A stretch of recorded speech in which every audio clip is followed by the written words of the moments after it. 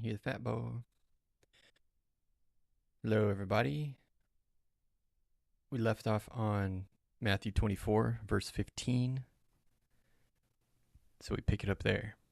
The abomination of desolation. Make sure my audio is good. Okay. All right, verse 15. So when you see the abomination of desolation spoken of by the prophet Daniel standing in the holy place, let the reader understand. Then let those who are in Judea flee to the mountains. Let the one who is. Well, hold on. I already have a question. Okay. In Matthew 24, 15, no, 16.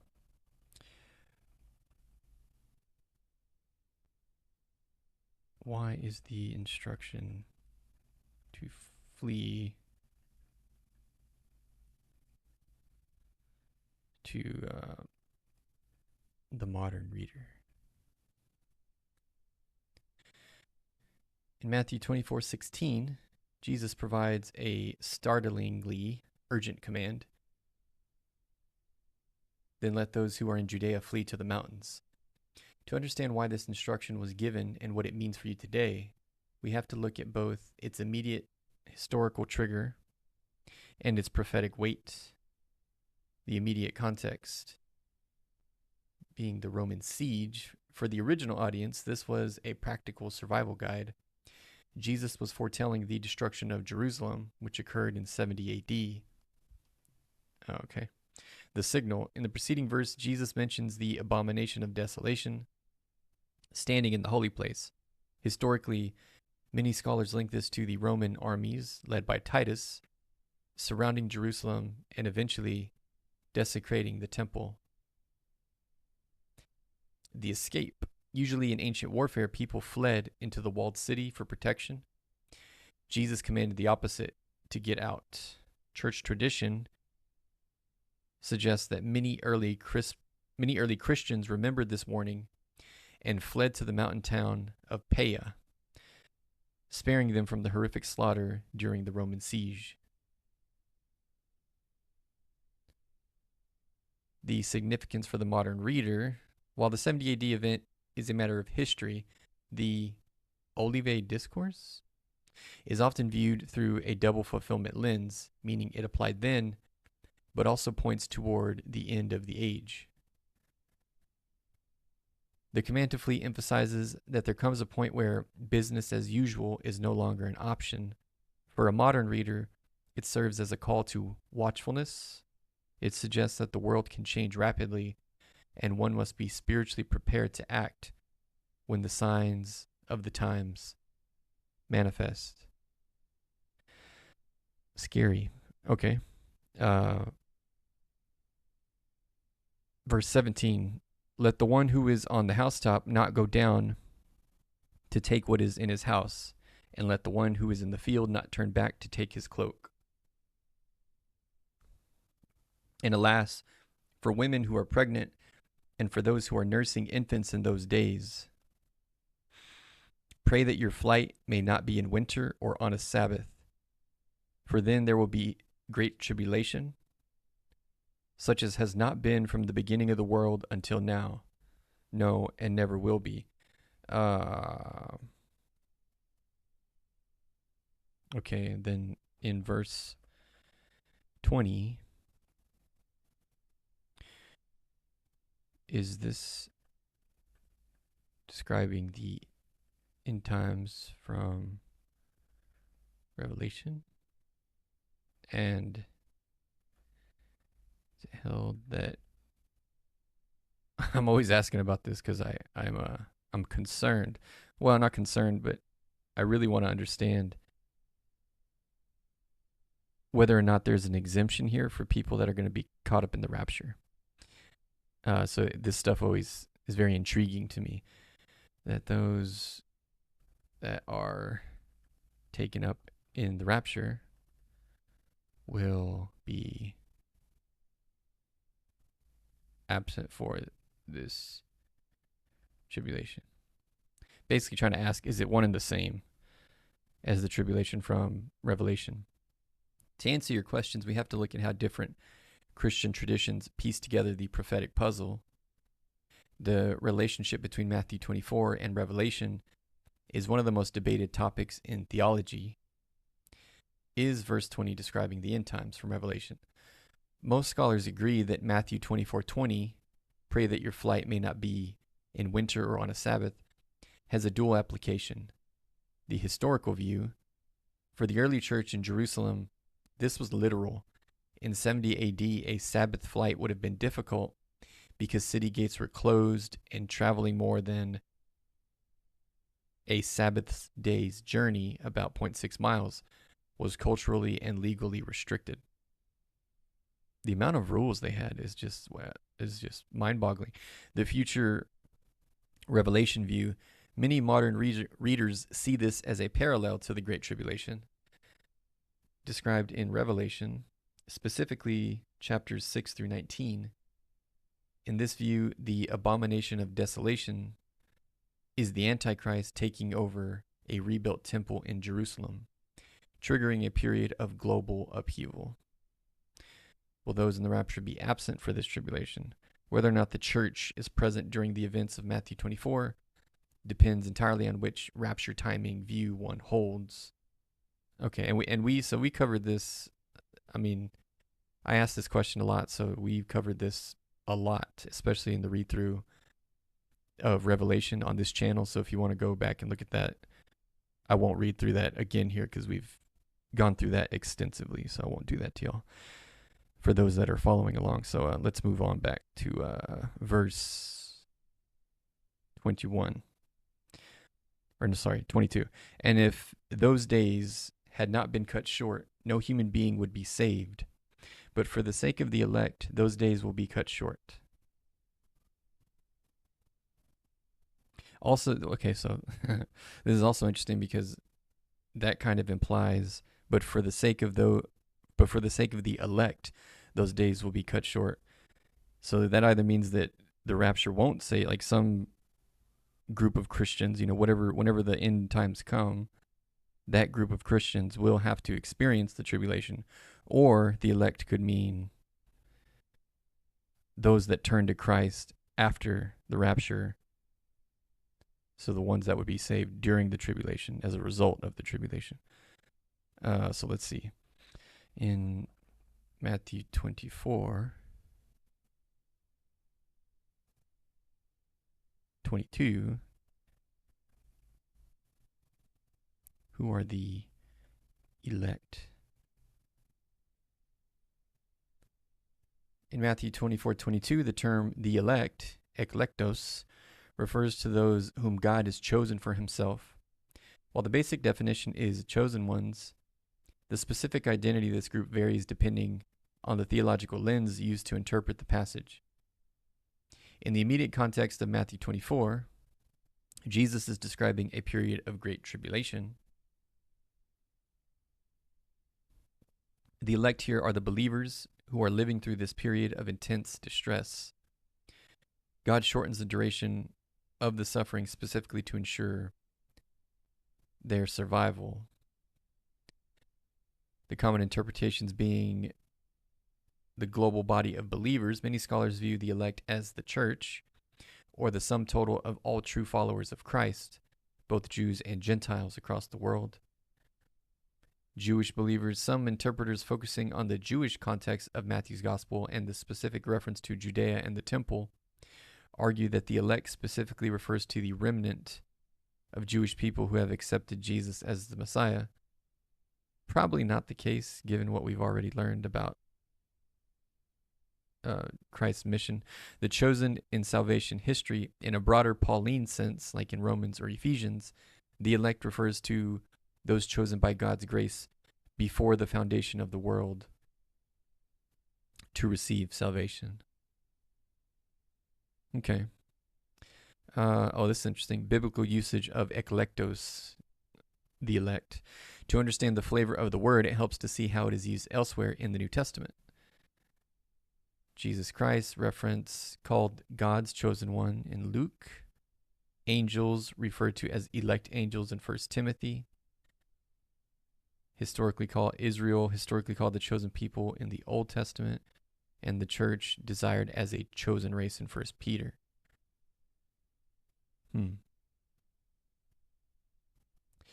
Interesting. Okay.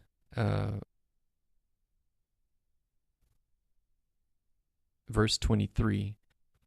Then if anyone says to you, look, here is the Christ, or there he is, do not believe it. For false Christ and false prophets will arise and perform great signs and wonders, so as to lead astray, if possible, even the elect. See, I have told you beforehand. I have told you beforehand. That's the end of the sentence. So if they say to you, look, he is in the wilderness, do not go out. If they say, look, he is in the inner rooms, do not believe it. For as the lightning comes from the east and shines as far as the west, so will be the coming of the Son of Man. Wherever the corpse is, there the vultures will gather. Whoa, what does that mean? So this part here, though, is pretty straightforward. So don't be fooled. In other words, there will be news of people making claims to be Christ here on earth, saying, go to this place, go to that place, but don't buy it, because Jesus is saying he's going to come in the blink of an eye like a lightning bolt. So don't be fooled. Just remember that. Okay, but what does verse 28 mean? Explain. Matthew 24, 28. In Matthew 24:28, the English Standard, wherever the corpse is, the vultures will gather. This verse is notoriously cryptic and has sparked various interpretations among scholars and theologians. To understand it, we have to look at its placement within Jesus' Olivet Discourse, where he is describing the signs of the end of the age and his second coming. The most common interpretation is that Jesus is using a proverbial illustration to describe the inevitability and visibility of judgment. Just as you don't need to be told where a dead animal is because the circling birds make it obvious, the coming of the Son of Man will be unmistakable. Inevitability: when a body is present, scavengers naturally appear. When moral corruption reaches its peak, the corpse, I see. Divine judgment, the vultures, is certain to follow. Dang. Moral corruption reaches its peak. Well, seems like it's getting there. Visibility: you can see vultures from miles away. Jesus uses this to warn against people claiming he has returned in secret or in inner rooms. His return will be as public and obvious as birds circling a kill. It's going to be wild. Oh, man. Okay, let's go back. Verse 29. Immediately after the tribulation of those days, the sun will be darkened, and the moon will not give its light, and the stars will fall from heaven. So this has to be, given we just read through Revelation, my interpretation is, having just read through it, that this is more or less not a precursor, but a condensed summary of what is revealed to John in the book of Revelation, because these are describing the same event. So yeah, I think this is describing the same end times, not some separate tribulation. Okay, verse 29. Immediately after the tribulation of those days, the sun will be darkened, and the moon will not give its light, and the stars will fall from heaven, and the powers of the heavens will be shaken. And the powers of the heavens will be shaken. Then will appear in heaven the sign of the Son of Man, and then all the tribes of the earth will mourn. And they will see the Son of Man coming on the clouds of heaven with power and great glory. So I have another question.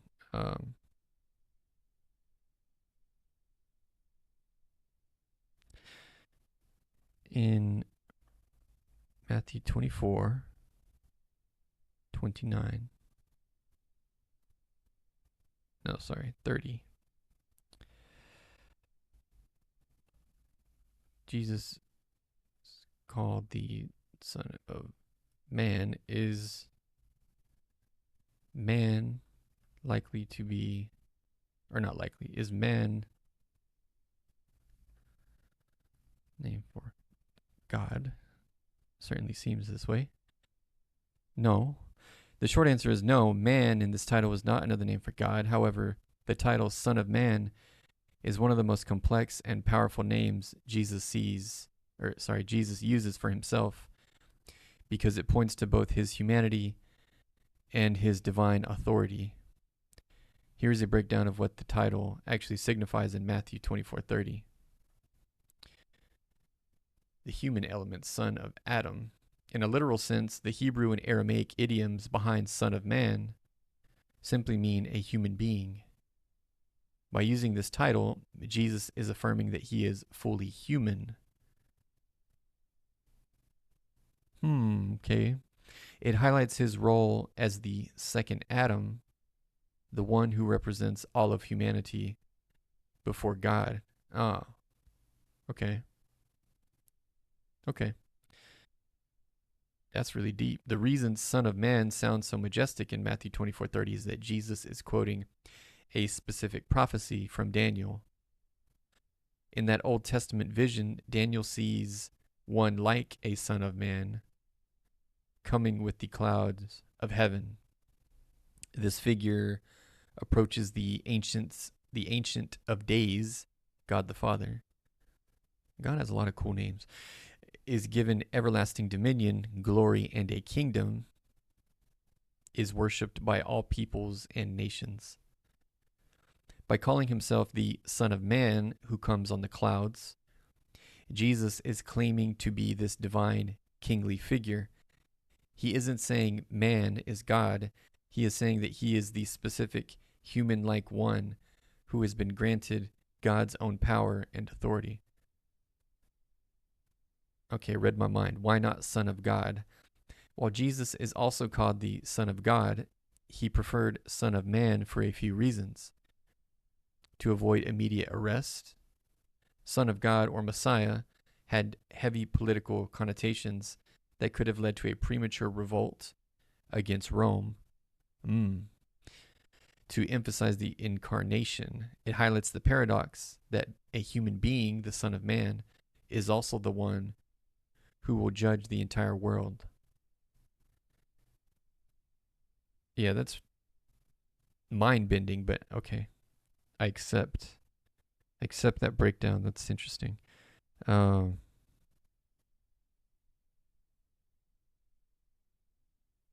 was I? Verse 29. No, verse 30. Then will appear in heaven the sign of the Son of Man, and then all the tribes of the earth will mourn. And they will see the Son of Man coming on the clouds of heaven with power and great glory. And he will send out his angels with a loud trumpet call, and they will gather his elect from the four winds. Also mentioned in Revelation, so this has to be this one and the same, from the end of heaven to the other. I remember being, when I was younger and in the church, I must have watched a movie or something that depicted this, because I used to have nightmares about the rapture. I don't know why I used to be so scared of it. It's in my old age now, knowing what it represents. It's a great thing. If you're saved, the rapture is we want Jesus to come back. But I just remember being young and just being terrified of any kind of trumpet or siren that would sound, because I was like, oh snap, God's coming back and all these bad things are going to happen. But yeah, the more you know, the less fear you have. Okay, verse 32. From the fig tree, learn its lesson. As soon as its branch becomes tender and puts out its leaves, you know that summer is near. So also, when you see all these things, you know that he is near, at the very gates. Truly I say to you, this generation will not pass away until all these things take place. Heaven and earth will pass away, but my words will not pass away.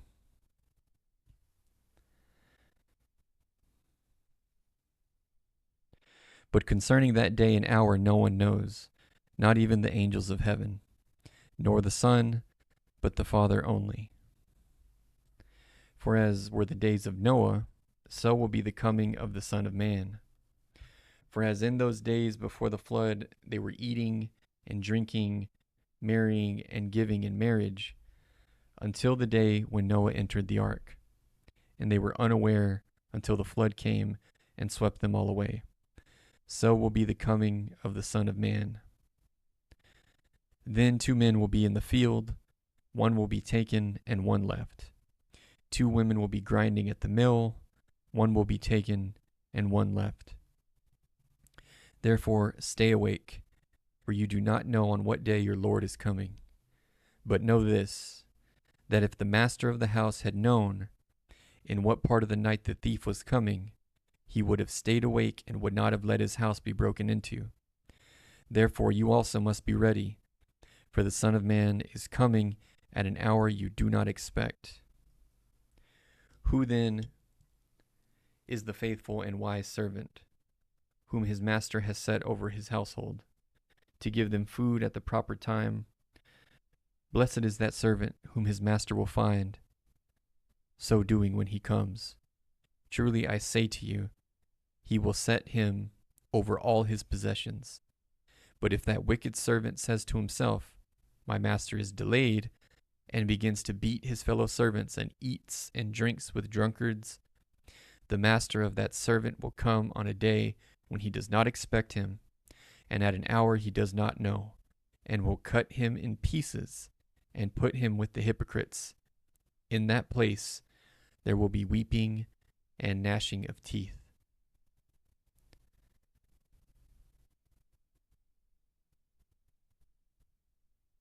Yikes. Okay. Excuse me. Matthew 25, verse 1. Then the kingdom of heaven will be like 10 virgins who took their lamps and went to meet the bridegroom. 5 of them were foolish, and 5 were wise. For when the foolish took their lamps, they took no oil with them. But the wise took flasks of oil with their lamps. As the bridegroom was delayed, they all became drowsy and slept. But at midnight there was a cry, here is the bridegroom, come out to meet him. Then all those virgins rose and trimmed their lamps. And the foolish said to the wise, give us some of your oil, for our lamps are going out. But the wise answered, saying, since there will not be enough for us and for you, go rather to the dealers and buy for yourselves. And while they were going to buy, the bridegroom came, and those who were ready went in with him to the marriage feast, and the door was shut.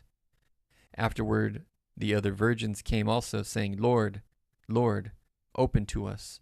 But he answered, truly I say to you, I do not know you. Watch therefore, for you know neither the day nor the hour. So, don't wait until it's too late. Don't wait until it's too late. It's interesting. I was watching, I don't know what video I was watching. It was like a Wes Huff video. And somebody left a comment and they said, I'm paraphrasing, but they basically said, you know, Christianity is often questioned because every time a Christian gets questioned about how you actually become saved, like whether or not it's all through faith or is it through your works and faith, you know. I always get, this person that was commenting was saying they always get a mixed up answer. It's never clear. And that is why so many people question Christianity. And I totally feel, I mean, I can remember dwelling in that kind of mindset for such a long time. And so what I told this random person, because it just felt right to tell him, and it's exactly what I'm doing now, is just read the Bible for yourself. If you really want the answer, it's better to explore the claims of Christ for yourself and ask God to just work that out for you personally, and he will. You'll get your answer. You'll know if you're saved or not, but don't wait for the perfect messenger. It's I think I bring that up because I think this is exactly the kind of thing that this passage is warning against. Don't wait until it's too late. Always be ready. Okay, verse 14. For it will be like a man going on a journey, who called his servants and entrusted them to his property. To one he gave 5 talents, to another 2, to another 1, to each according to his ability. Then he went away. He who had received the 5 talents went at once and traded with them, and he made 5 talents more. So also he who had the 2 talents made 2 talents more. But he who had received the 1 talent went and dug in the ground and hid his master's money. Now after a long time the master of those servants came and settled accounts with them. And he who had received the 5 talents came forward, bringing 5 talents more, saying, Master, you delivered me 5 talents. Here, I made 5 talents more. His master said to him, Well done, good and faithful servant. You have been faithful over a little. I will set you over much. Enter into the joy of your master. And he also who had delivered 2 talents came forward, saying, Master, you delivered to me 2 talents. Here, I have made 2 talents more. His master said to him, Well done, good and faithful servant. You have been faithful over a little. I will set you over much. Enter into the joy of your master. He also who had received the 1 talent came forward, saying, Master, I knew you to be a hard man, reaping where you did not sow, and gathering where you scattered no seed. So I was afraid, and I went and hid your talent in the ground. Here you have what is yours. But his master answered him, You wicked and slothful servant. You knew that I reap where I have not sown, and gather where I scattered no seed? Then you ought to have invested my money with the bankers, and at my coming I should have received what was my own with interest. So take the talent from him and give it to him who has the 10 talents. For to everyone who has will more be For to everyone who has will more be given, and he will have an abundance. But from the one who has not, even what he has will be taken away. And cast the worthless servant into the outer darkness. In that place there will be weeping and gnashing of teeth. So that's interesting. Definitely need to break that one down. Explain parable of talents from Matthew 25.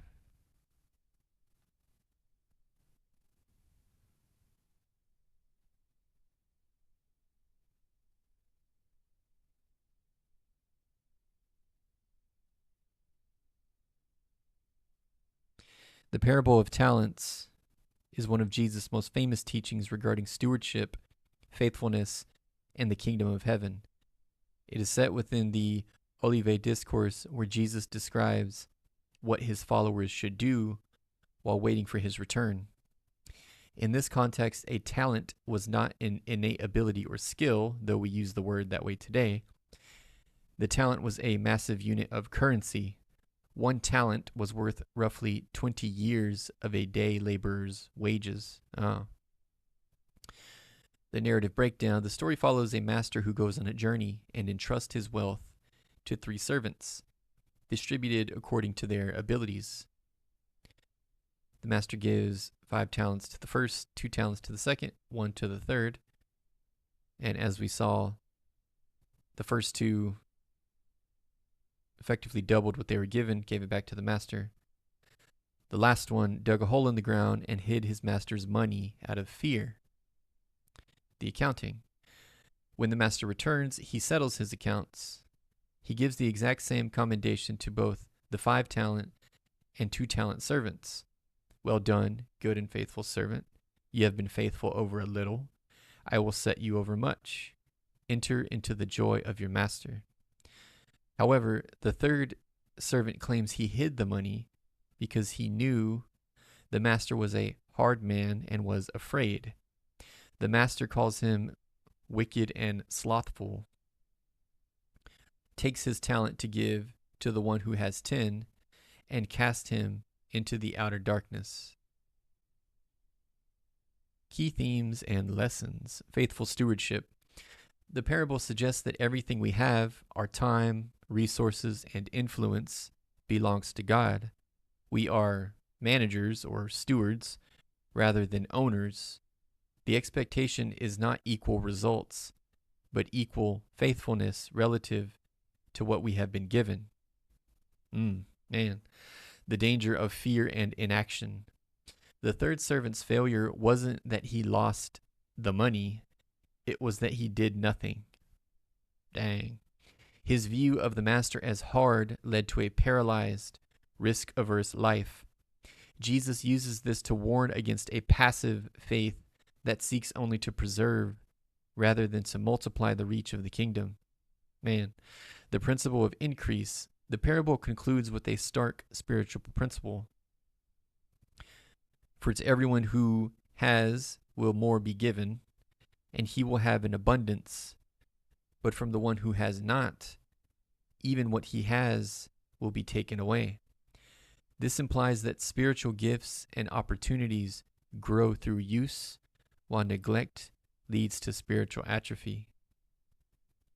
Man. Yeah, that's deep, but I like that. So I'm going to save. I'll probably just save the whole thing. Boom, boom, boom, boom, boom. All right, so that takes us right across our 30-minute mark. So I want to thank you guys for tuning in. Don't forget to drop a sub if you haven't already. Love you guys. God bless. And good night. I'll see you tomorrow.